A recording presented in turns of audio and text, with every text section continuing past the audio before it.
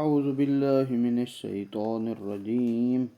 وإن خفتم شقاق بينهما فابعثوا حكما من أهله وحكما من أهلها إن يريدا إصلاحا يوفق الله بينهما إن الله كان عليما خبيرا واعبدوا الله ولا تشركوا به شيئا وبالوالدين إحسانا وبذي القربى واليتامى والمساكين والجار للجنوب والصاحب بالجنب وابن السبيل وما ملكت أيمانكم إن الله لا يحب من كان مختالا فخورا الذين يبخلون ويأمرون الناس بالبخل ويكتمون ما آتاهم الله من فضله وأعتدنا للكافرين عذابا مهينا والذين ينفقون أموالهم رئاء الناس ولا يؤمنون بالله ولا باليوم الآخر ومن يكن الشيطان له قرينا فساء قرينا وماذا عليهم لو آمنوا بالله واليوم الآخر وأنفقوا مما رزقهم الله وكان الله بهم عليما إن الله لا يظلم مثقال ذرة وإن تك حسنة يضاعفها ويؤت من لدنه أجرا عظيما فكيف إذا جئنا من كل أمة بشهيد وجئنا بك على هؤلاء شهيدا۔ اور اگر تمہیں میاں بیوی کے درمیان ناچاکی کا اندیشہ ہو تو ایک منصف مرد کے رشتہ داروں میں سے اور ایک منصف عورت کے رشتہ داروں میں سے مقرر کرو۔ اگر وہ دونوں اصلاح کی کوشش کریں تو اللہ ان کے درمیان اتفاق پیدا کرے گا۔ یقیناً اللہ بڑا علم رکھنے والا باخبر ہے۔ اور اگر تم لوگ اللہ ہی کی بندگی کرو اور کسی چیز کو اس کا شریک قرار نہ دو، اور ماں باپ، قریب ترین رشتہ داروں، یتیموں، مسکینوں، قریب ترین رشتہ دار، پڑوسی، اجنبی پڑوسی، پاس بیٹھنے والے، رفیقوں، مسافروں، اور جو غلام و کنی تمہارے قبضے میں، سب کے ساتھ احسان کرو۔ بے شک اللہ کو غرور کرنے والا، فخر کرنے والا پسند ہی نہیں ہے۔ وہ لوگ بھی اللہ کو پسند نہیں ہیں جو خود بخل کرتے ہیں اور لوگوں کو بھی بخل کی تلقین کرتے ہیں، اور اللہ نے اپنے فضل سے جو انہیں عطا کیا اسے چھپاتے ہیں۔ ہم نے کافروں کے لیے ذلت آمیز سزا مہیا کر رکھی ہے۔ اور وہ لوگ بھی اللہ کو پسند نہیں جو اپنے مال صرف لوگوں کو دکھانے کے لیے خرچ کرتے ہیں اور نہ خدا پر ایمان رکھتے ہیں نہ روز آخرت پر، اور شیطان جس کا رفیق ہو جائے تو وہ بہت برا رفیق یعنی دوست ہے۔ اور اگر یہ لوگ اللہ اور روز آخرت پر ایمان لاتے اور اللہ کی عطا کردہ روزی میں سے خرچ کرتے تو اس میں انہیں کوئی نقصان نہ ہوتا، یعنی اللہ اس میں برکت ڈالتا، اور اللہ تو ان کا حال اچھی طرح جانتا ہے۔ یقیناً اللہ کسی پر ذرہ برابر بھی ظلم نہیں کرتا، اور اگر کسی کی ایک نیکی ہو تو اللہ اسے دگنا کر دیتا ہے اور اپنے ہاں سے اسے اجر عظیم عطا فرماتا ہے۔ پس اس دن کیا حال ہوگا جب ہم ہر امت سے گواہ لائیں گے، اور اے رسول آپ کو ان لوگوں پر بطور گواہ پیش کریں گے۔ یومئذ یود الذین کفروا وعصوا الرسول لو تسوی بهم الارض ولا يكتمون الله حديثا يا أيها الذين آمنوا لا تقربوا الصلاة وأنتم سكرى حتى تعلموا ما تقولون ولا جنبا إلا عابري سبيل حتى تغتسلوا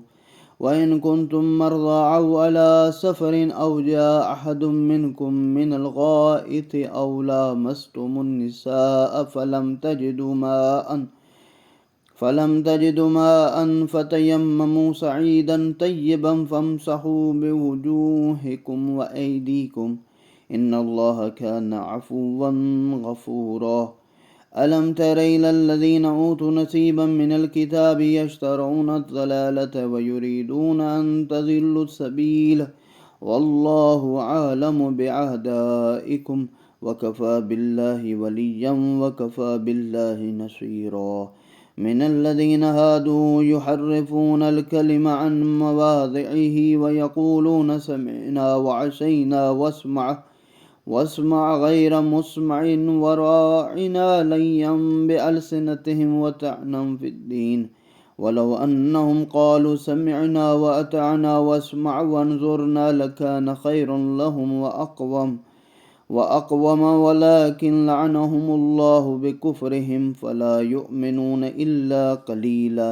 اللہ نے گزشتہ آیات میں بتا دیا کہ جو تم نے احسان کرنا ہے نا، وہ سب پہ احسان کرنا ہے، ماں باپ، قریبی رشتہ دار، دور، مسکین، غریب، جو بھی ہے تمہیں ملتا ہے سب پہ احسان کرو، صرف مخصوص لوگوں پہ احسان نہیں ہے. اور تم نے اگر مال خرچ کرنا ہے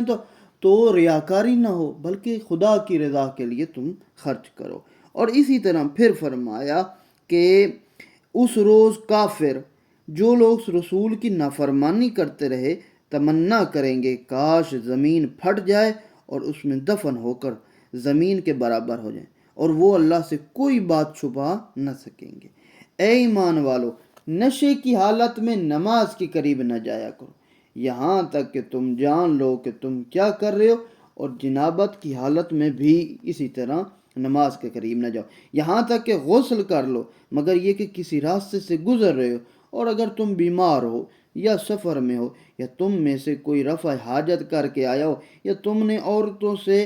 ہم بستری کی ہو، قریب ہوئے ہو اور تمہیں پانی میسر نہ آئے تو پاک مٹی پر تیمم کرو، چنانچہ اپنے چہروں اور اپنے ہاتھوں کا مسح کرو، بے شک اللہ بڑا معاف کرنے والا اور بخشنے والا ہے.